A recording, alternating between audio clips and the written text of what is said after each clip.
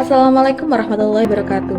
Halo semuanya, di sini kami dari kelompok 100 Manajemen Farmasi G akan sedikit membahas tentang PBF penyaluran cairan infus. Happy watching! Sebelum itu, perkenalkan daftar anggota dari kelompok kami. Apa sih PBF itu?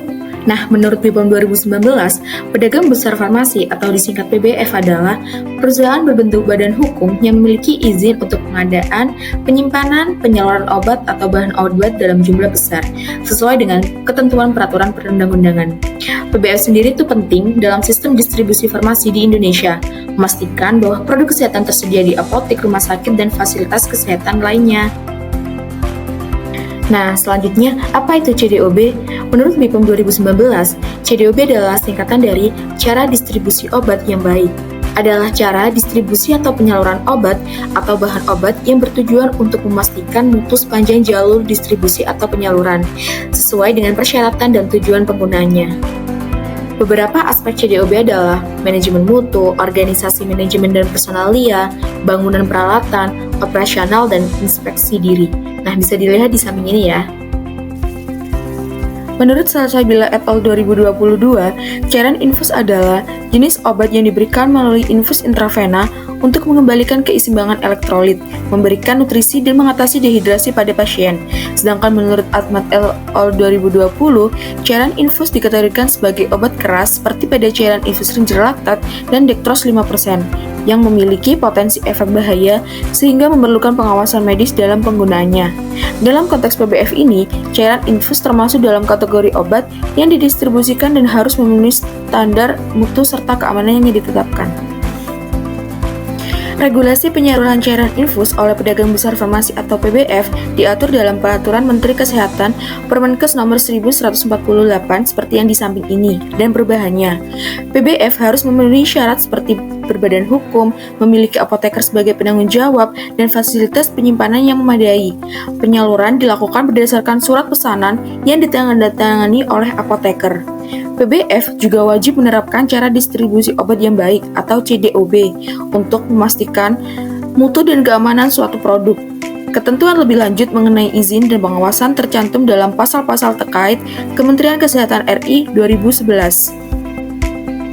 Untuk pasal PBF penyalur cairan infus, yang pertama ada pasal 4 ayat 1 mengenai permohonan izin PBF, yang kedua ada pasal 7 ayat 1 mengenai tata cara permohonan izin PBF, yang ketiga ada pasal 8 ayat 4A mengenai penerbitan izin PBF, dan yang terakhir ada pasal 20 mengenai tata cara penyaluran obat, yang mana menjabarkan bahwa penyaluran obat harus berdasarkan surat pesanan yang ditandatangani oleh apoteker, pengelola apotek, apoteker penanggung jawab, atau tenaga teknis kefarmasian penanggung jawab untuk toko obat dengan mencantumkan nomor SIPA, SIKA, dan SIKTTK. Kemudian ada contoh PBF penyalur cairan infus. Yang pertama ada PT Kimia Farma Trading and Distribution, yang merupakan anak perusahaan dari PT Kimia Farma Tbk yang bergerak di bidang jasa pelayanan perdagangan dan distribusi. Perusahaan ini telah banyak mendistribusikan produk farmasi, salah satunya ada cairan infus seperti cairan infus ringer laktat yang digunakan untuk mengatasi dehidrasi, kemudian ada infus dextrose 5% yang digunakan untuk mengobati hipoglikemia, dan ada infus NaCl 0,9%. Yang kedua ada PT Merapi Utama Farma, yang mana perusahaan ini telah menjadi salah satu industri distribusi farmasi terpercaya. Perusahaan ini telah mendistribusikan cairan infus dari produsen terkemuka dan memiliki infrastruktur modern untuk memastikan kualitas produk selama distribusi. Cairan infus yang didistribusikan salah satunya ada ringer laktat dan juga ada infus NaCl. Dan yang ketiga ada PT Perusahaan Perdagangan Indonesia atau PPI. Perusahaan ini merupakan anggota BUMN Holding Pangan yang bergerak pada bisnis perdagangan domestik, logistik, internasional, dan pergudangan. Perusahaan ini merupakan kategori PBF yang telah mendistribusikan berbagai produk farmasi, salah satunya seperti cairan infus. Cairan infus yang didistribusikan ada cairan infus dextrose 5% dan juga ada cairan infus NaCl.